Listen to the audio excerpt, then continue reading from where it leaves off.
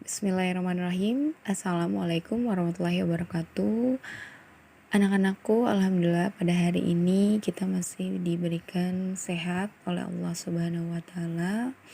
Ya, sebelum mulai proses pembelajaran pada hari ini, alangkah lebih baiknya kita berdoa menurut kepercayaan masing-masing.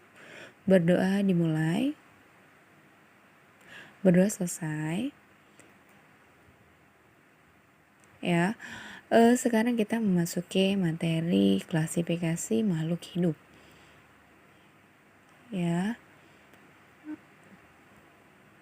oke. Klasifikasi makhluk hidup, adapun kompetensi dasarnya yaitu ada di 3.2. Mengklasifikasikan makhluk hidup dan benda berdasarkan karakteristik yang diamati. Yang kedua, ada 4.2 yaitu menyajikan hasil pengklasifikasian makhluk hidup dan benda di lingkungan sekitar berdasarkan karakteristik yang diamatinya. Adapun tujuan pembelajaran pada hari ini yang pertama yaitu adalah melalui pembelajaran ini peserta didik diharapkan dapat mengklasifikasikan makhluk hidup dan mampu mengelompokkan makhluk hidup berdasarkan persamaan cirinya. Ya, kita langsung saja mulai proses pembelajaran ya. Yang pertama itu adalah klasifikasi makhluk hidup. Nah, sebelumnya dari gambar ini ya, ini gambar apa anak-anakku? Ya, ini adalah gambar dunia ya atau gambar globe. Ya, di mana tentunya dari gambar yang tadi ya, dari gambar ini kita banyak sekali yang ada di pikiran kita itu banyak sekali. Pertama, ya, banyak sekali keanekaragaman hayati yang ada di muka bumi ini. Ya, kemudian apalagi? Banyak sekali persamaan maupun perbedaan ciri antara makhluk hidup yang satu dengan makhluk hidup yang lain. Ya, nah kemudian ya berbicara tentang klasifikasi makhluk hidup, tentunya kita harus tahu dulu sejarah dari klasifikasi itu sendiri. Ya, nah pada abad beberapa tahun yang lalu, ya ada filosof Yunani yang bernama Aristoteles membagi makhluk hidup berdasarkan yang pertama yaitu adalah tumbuhan. Ya, tentunya tumbuhan yaitu adalah makhluk hidup yang berklorofil. Ya, kenapa bisa dikatakan klorofil? Karena memiliki pigmen berwarna hijau. Ya, yang memiliki pigmen berwarna hijau itu tentunya adalah tumbuhan. Ya, karena kalian sudah tahu bahwa tumbuhan itu dia memiliki yang namanya daun. Ya, akar, batang, bunga dan lain-lain. Ya, atau bisa dikatakan apa? Yang masuk ke dalam tumbuhan itu adalah pohon, semak, herba. Ya, nah ini adalah kategori dari tumbuhan atau makhluk hidup yang berklorofil atau mempunyai pigmen berwarna hijau. Ya, nah kemudian yang kedua yaitu adalah hewan, di mana hewan itu adalah makhluk hidup yang tidak berklorofil, jelas karena dia tidak memiliki pigmen berwarna hijau. Ya, nah kalau kita lihat dari hewan itu kita ambilnya yaitu adalah habitatnya atau tempat tinggalnya.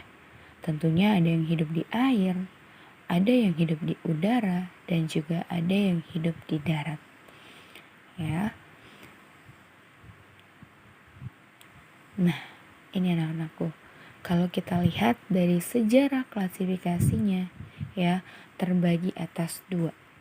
Ada hewan dan juga ada tumbuhan. Kalau hewan kita lihatnya dari tempat tinggalnya. Ya, di sana ada gambar, kalian tentunya sudah tahu ya bahwa yang habitatnya berada di air yaitu ada ikan, kemudian ada di udara yaitu ada burung, ya, kemudian ada juga yang di darat. Ya. Nah, kemudian kita lihat dari tumbuhan. Ya, dari tumbuhan tentunya tadi ya ada di herba, ada semak dan juga ada pohon. Ya, ini adalah klasifikasi menurut ilmuwan Aristoteles ya. Kita lanjut ya. Sejarah klasifikasi pada tahun 1735 yaitu ada seorang ilmuwan ya yang bernama Carolus Linnaeus. Beliau mengembangkan bahwa sistem klasifikasi baru berdasarkan persamaan cirinya, yaitu yang pertama ada struktur tubuh ya. Yang namanya struktur yaitu adalah bentuknya ya, atau morfologinya. Morfologi itu adalah bentuk bagian luar ya. Kemudian ada ukurannya ya, dan juga ada warna ya. Ini sejarah klasifikasi menurut Carolus Linnaeus ya, terbagi atas struktur tubuh atau bentuk, ukuran, warna, dan cara memperoleh makanannya ya. Kemudian ya, sejarah masih masuk ke dalam sejarah klasifikasi Linnaeus ya. Sistem klasifikasi Linnaeus itu memberikan dua kata ya, memberi dua kata untuk tiap nama jenis organisme. Kata pertama yaitu adalah nama genus atau nama marganya, dan kata kedua yaitu adalah nama petunjuk jenisnya ya. Jadi kalian harus digarisbawahi bahwa dalam sistem klasifikasi Linnaeus ya terdiri atas dua. Yang pertama yaitu adalah nama genus atau marga, dan yang nama kedua atau kata keduanya yaitu adalah petunjuk jenis ya. Jadi kalian harus garis bawahi klasifikasi Linnaeus, yaitu dia memberi dua kata ya. Nah, ini contohnya. Di sini ada contoh tanamannya. Yang pertama yaitu adalah ya, atau di sini ada tanaman padi. Tentunya ini tanaman yang gak asing lagi ya.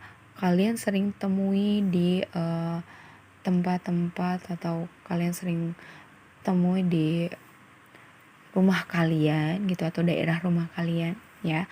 Tanaman padi mempunyai nama ilmiah Oryza sativa L ya. Nah, dari sini dia ada berapa suku kata ya? Ada 2 suku kata ya. Nah, buku ini ada L. L ini menunjukkan nama jenisnya atau dia adalah kata kedua ya. Di sini ada Oryza sativa L ya. Oryza adalah nama genusnya, bahwa dia menunjukkan bahwa dia adalah padi. Sativanya dia menunjukkan nama jenisnya,